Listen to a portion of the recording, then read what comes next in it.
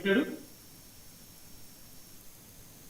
ఆయన medical college గురించి మాట్లాడండి సార్. అన్నా మెడికల్ కాలేజీల గురించి మాట్లాడమంటున్నారు. ముందు వస్తా అక్కడికి వస్తా. ఎటు నుంచి ఎటు మీరు మాట్లాడారా వినండి.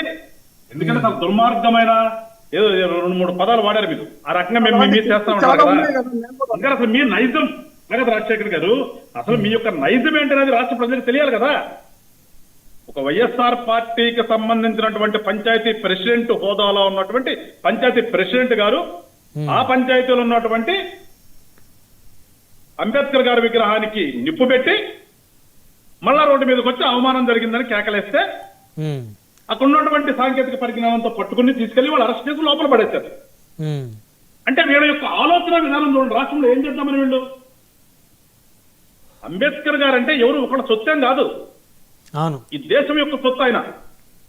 ఆయనకు అవమానం జరిగితే రాజ్యాంగానికి జరిగినట్టు, భారత రాజ్యాంగానికి అవమానం జరిగినట్టు. అలాంటి ఒక మహానుభావుడి విగ్రహాన్ని నిప్పు పెట్టినటువంటి మనుషులు ఉన్నటువంటి ఈ వైఎస్ఆర్ పార్టీలోని వీళ్ళందరూ కూడా వచ్చేవాళ్ళ కూటమి నాయకులు ఏదో వీళ్ళంట అంటున్నారంట. కొంచెం అదే ప్రజలు అర్థం చేసుకోవాలి. వీళ్ళు ఎట్లాగా అర్థం కాదు, వీళ్ళు అర్థం చేసుకోలేరు. వీళ్ళకి చెప్పట్లా నేను రాష్ట్ర ప్రజలకు చెప్తున్నాను. వాళ్ళ యొక్క నైజం ఏంటో, వాళ్ళ యొక్క మానసిక స్థితి ఏ రకంగా ఉంటుందో, ఆ పార్టీ అసలు ఎందుకు పెట్టారు, ఏం కోసం పెట్టారు అనేది అర్థమవుతుంది. ఇక్కడ కట్ చేస్తే ఇవాళ మళ్ళా పోలీసులు ఎవరు, మీ నిబంధనలు నాకెందుకు పనికొస్తాయి, నేను వెళ్తాను, ఎవడొస్తాడు అడ్డం వస్తాడో చూస్తాను అనుకుంటా మాట్లాడినటువంటి మాటలు కూడా విన్నాం కదా. ఆయన ఒక పార్టీకి లీడర్, అధినేత, నాయకుడు, ఎట్ ద సేమ్ టైం ఈ రాష్ట్రానికి మాజీ ముఖ్యమంత్రి. అలాంటి వ్యక్తి ఎంత ప్రజాస్వామ్యతంగా ఉండాలి, కానీ ఇవాళ ఏ రకంగా ఉంటున్నారు. ఎవరికైనా నిబంధనలు ఉంటాయి, మాకైనా ఉంటాయి. అవును, ఇవాళ మేమేదో భాగస్వామ్యం అనుకుంటున్నాం. మేము ఏదన్నా ఒక చిన్న కార్యక్రమం చేసుకున్నా పోలీస్ పర్మిషన్ తెచ్చుకుంటాం వెళ్ళి. అవును, వితౌట్ పోలీస్ పర్మిషన్ రోడ్డు మీద రాట్లా. వాళ్ళు మమ్మల్ని ఆపుతున్నారు. అసలు లేకపోతే జగన్ వచ్చాడు కాబట్టి ఏదో ప్రభుత్వంలో భాగస్వామ్యం కాబట్టి వెళ్ళిస్తారు అనుకుంటారా, వెళ్ళట్లా మమ్మల్ని పర్మిషన్ ఉందా అడుగుతారు. అంటే మేము ప్రజాస్వామ్యానికి ఇచ్చేటటువంటి విలువ, గౌరవం, ప్రజాస్వామ్యం ఎట్లా ఉండాలనేది ఒక ఆలోచనతో ఉన్నటువంటి పార్టీలో ఉన్నటువంటి నాయకులు మేము. మీరు ఆ హోదాలో ఉన్నటువంటి వాళ్ళు మీరు ఖచ్చితంగా మేము వెల్కమ్ చెప్తున్నాం. అసలు మేము ఎప్పుడూ కూడా ప్రజాస్వామ్యంలో ప్రతిపక్షం ఉండాలి. ప్రజాస్వామ్యంలో ప్రతిపక్షం లేకపోతే అర్థం లేదు అసలు ప్రజాస్వామ్య వ్యవస్థకి. ఎందుకంటే వన్ సైడ్ గా తెలుసుకుంటూ పోతే ఏముంటుంది. ఖచ్చితంగా తప్పుల్ని ఎంచేవాళ్ళు, తప్పుల్ని చూపించేవాళ్ళు ఉండాలి. ఏదో న్యూట్రల్ గా ఉన్నటువంటి పురుషోత్తం గారు ఇట్లాంటి వాళ్ళు వచ్చి చెప్తే అవదు. ఒక రాజకీయ పార్టీగా ప్రతిపక్షం అనేది ఉండాలి. కానీ దౌర్భాగ్యం ఏంటంటే ఇక్కడ సరే మరి టెక్నికల్ గా లేదంటున్నారు, అది తీసి పక్కన పెడితే ఆయనకి మరి ఇక్కడ నాకేదో హోదా ఇస్తేనే నేను శాసనసభకు వస్తానని అంటే నేను ప్రతిపక్షంలో రాలేదనే లెక్కలో ఆయన వాళ్ళు ప్రవర్తిస్తున్నారు చూస్తున్నాం. అక్కడికి రమ్మండి, మేము అసెంబ్లీకి వచ్చి మీరు మాట్లాడినాం. రోడ్ల మీదకి వచ్చి కూడా మీరు తప్పు చేస్తే, ప్రభుత్వం తప్పు చేస్తే మీరు ఎత్తండి, ప్రజలకు చెప్పండి, మేము సరి చేసుకుంటామని చెప్తున్నాం. కానీ అవేమీ లేకుండా ఇవాళ ఏదో చేసేసారు. ఏం చేశాం? పీపీపీ ఇవాళేమో కొత్తగా వచ్చింది. ఏమన్నా ఈ దేశంలో కొత్తగా వచ్చిందా, ఈ రాష్ట్రంలో కొత్తగా వచ్చిందా, ప్రపంచంలో ఈ విధానమే ఇవాళ కొత్తగా ఏమన్నా కూటమి ప్రభుత్వం మేము మొదలు పెట్టామా? అరే ప్రభుత్వ ఆస్తులు తాకట్టు పెట్టినటువంటి వీళ్ళు ఏం మాట్లాడతారండి? నాకు అర్థం కాదు. ప్రభుత్వ ఆస్తులు తాకట్టు పెట్టారు 5 సంవత్సరాలు తెలియదా మనకి? వీళ్ళు వచ్చి మన నంగరేశ్వరులు వాళ్ళు చెప్తారండి పేదలు పేదలు పేదలు. అరే దీని అమ్మ 75 సంవత్సరాల నుంచి ఈ మాట అంటారన్నా ఈ దేశంలో. స్వతంత్రం వచ్చిన దగ్గర నుంచి ఈ మాట ప్రతి ఒక్క రాజకీయ నాయకుడు మాట్లాడే మాట ఇది. పేదలు పేదలు పేదల కోసం అన్యాయం చేస్తారా, పేదలు చేసేస్తారా? ఏం చేశారు మీరు పేదలకి? ముందు మనం ఉన్నటువంటి 5 సంవత్సరాల్లో పేదలకు ఏం చేస్తాం మనం చెప్పగలగాలదా? సంక్షేమ పథకాలు ఇచ్చారు, అమలు చేశామని చెప్తారు. వినండి బ్రహ్మనాయుడు గారు, మనం ఉన్నప్పుడు ఏం చేశాము, మనం ఉన్నప్పుడు ఎన్ని అన్యాయం చేశాం పేదలకి, అవన్నీ పక్కన పెట్టి ప్రతిపక్షంలోకి వెళ్ళంగానే పేదలు గుర్తొస్తారా? అధికారంలో పేదలు గుర్తురారు ఎవరికి మనకి? ఇలాంటి వాళ్ళు కూడా వచ్చి మాకు నిధులు చెప్తారా అన్నారు. మళ్ళీ ఇక్కడ ఇవాళ ఉన్నటువంటి పరిస్థితి అంటే 17 కాలేజీలు మీ హయాంలో వచ్చినాయి, మేము రాలేదనట్లేదు. మేము మరి రుషికొండనంత స్పీడ్ గా 100 కోట్లు పెట్టి కట్టినటువంటి మీకు పాపం అప్పుడు మీరు వెళ్ళినటువంటి ఆ నర్సీపట్నం దగ్గర ఆ హాస్పిటల్ త్వరితగతిన పూర్తి చేయాలన్న ఆలోచన రాలేదా మీకు? ఎందుకు ఎట్లా పోయారు మీరు? రుషికొండ మీద ఉన్నటువంటి ప్రేమ, ఆ పేదల పక్కన ఉన్నటువంటి ఆ నర్సాపట్నం దాన్ని పూర్తి చేయొచ్చు కదా, ఎందుకు పూర్తి చేయలేరు మీరు? ఎవరు అడ్డు వచ్చారు మీకు? మేమైనా ఆపాము ఆ రోజున మిమ్మల్ని? అడగమన్నా మిమ్మల్ని నాకు కట్టవకుండా ఊరికి ఆర్భాటాలకి ఇష్టం వచ్చినట్టుగా శంకుస్థాపన చేయటం, ఇష్టం వచ్చినట్టుగా శిలాఫలకాల మీద ఫోటోలు వేపించుకోవటం, పేర్లు రాసుకోవటం, అంతకు మించి కాదు ఇప్పుడు కూడా వేస్తున్నారుగా శిలాఫలకాల మీద ఫోటోలు. మీరేట్లేదా శిలాఫలకాల మీద ఫోటోలు? సార్ నేను అనేది వినండి సార్, మీరు వేపించుకోవటం, మీరు వేపించుకోవడం సంస్కృతి వచ్చింది. దాని మీద ఉన్నటువంటి ప్రేమ మీకు ఎందుకు ఎట్లా పరంగా ఎవరు ఆపితే ఆగింది అది?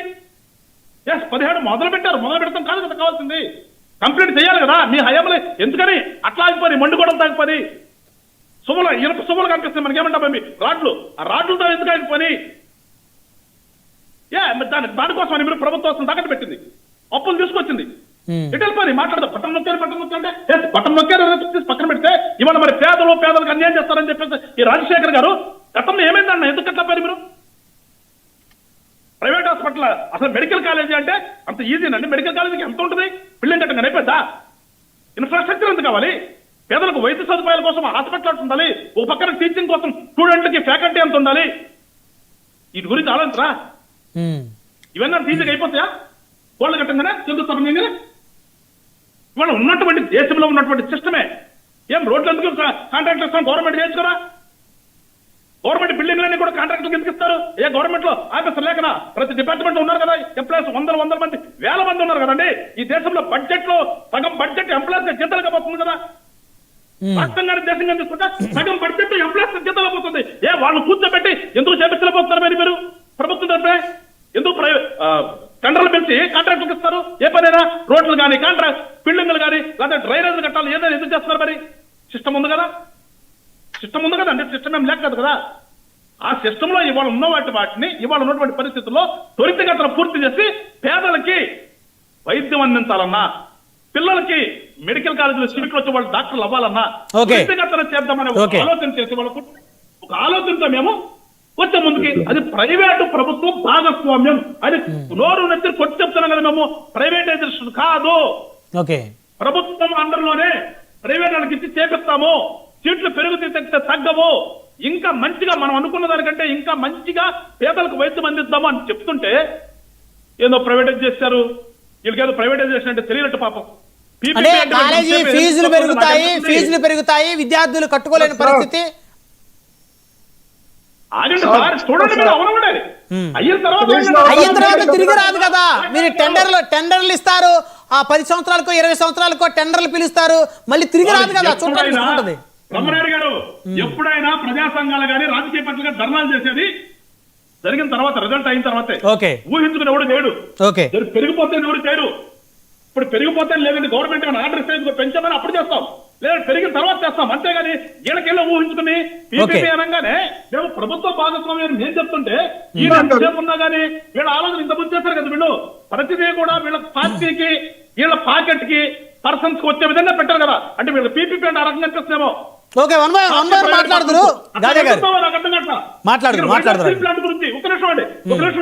వైజాగ్ స్టీల్ ప్లాంట్ గురించి రాజశేఖర్ గారు ఏదో విపరీతంగా చెప్పేశారు. గత 5 సంవత్సరాల్లో ఏనాడైనా మీ పార్టీ తరపు నుంచి సరే జగన్మోహన్ రెడ్డి గారు ఎక్కడికి వెళ్ళకపోతే తీసి పక్కన పెట్టండి. స్టీల్ ప్లాంట్కి వెళ్ళి ఆ ధర్నాల్లో కానీ ఆ యొక్క వాళ్ళు చేసే సమ్మెల్లో కానీ ఎంతమంది కూర్చున్నారండి? అరే మేము ఆ సభ అక్కడ సభ పెడతామంటే మాకు పర్మిషన్ ఇవ్వలేదు కదా మీరు. సభ పర్మిషన్ ఇవ్వలేదు కదా మీరు. ఎప్పుడు వచ్చారు మీరు?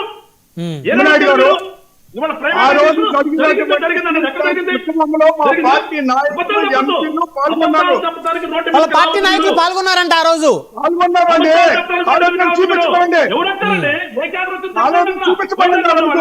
వైజాగ్ కార్పొరేటర్లా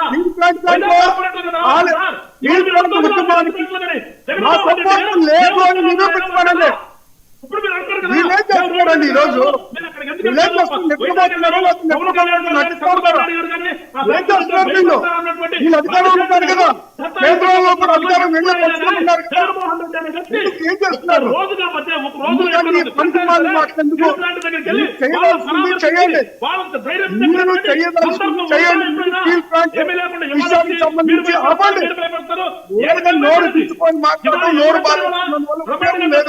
ఓకే ఓకే దానివల్ల ప్రయోజనం లేదు. మీ చేతులు అధికారంలో కేంద్రంలో రాష్ట్రంలో మీ చేతిలో ఉంది. రిప్రజెంటేషన్ ఇప్పించి వీళ్ళ పార్టీ వాళ్ళని తీసుకొచ్చి రిప్రజెంటేషన్ ఇప్పించి ఒక నాటకం ఆడారు.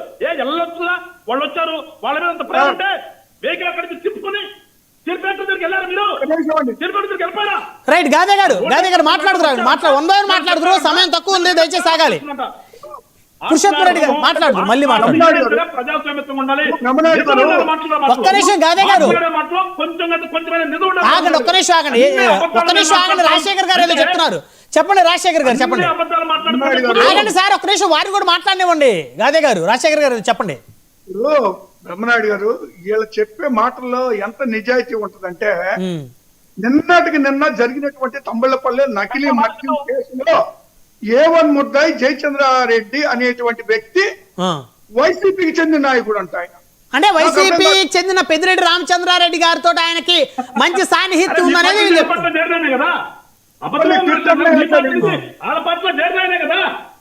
ఆయన మాట్లాడుద్దని చెప్పండి ఏంటిది రన్నింగ్ కామెంటరీ ఇప్పుడు ట్విట్టర్ లో వీళ్ళు ఏమేశారు తెలుసండి రామచంద్రారెడ్డి గారికి అత్యంత సన్నిహితుడు అంట మరి రామచంద్రారెడ్డి గారికి అత్యంత సన్నిహితుడు అయితే తమ్మలపల్లి ఎమ్మెల్యే టికెట్ ఈయనకెందుకు ఇచ్చారు ఇన్ఛార్జికి ఈయన ఎందుకున్నాడండి బహుశా అప్పుడు ఐడెంటిఫై చేయలే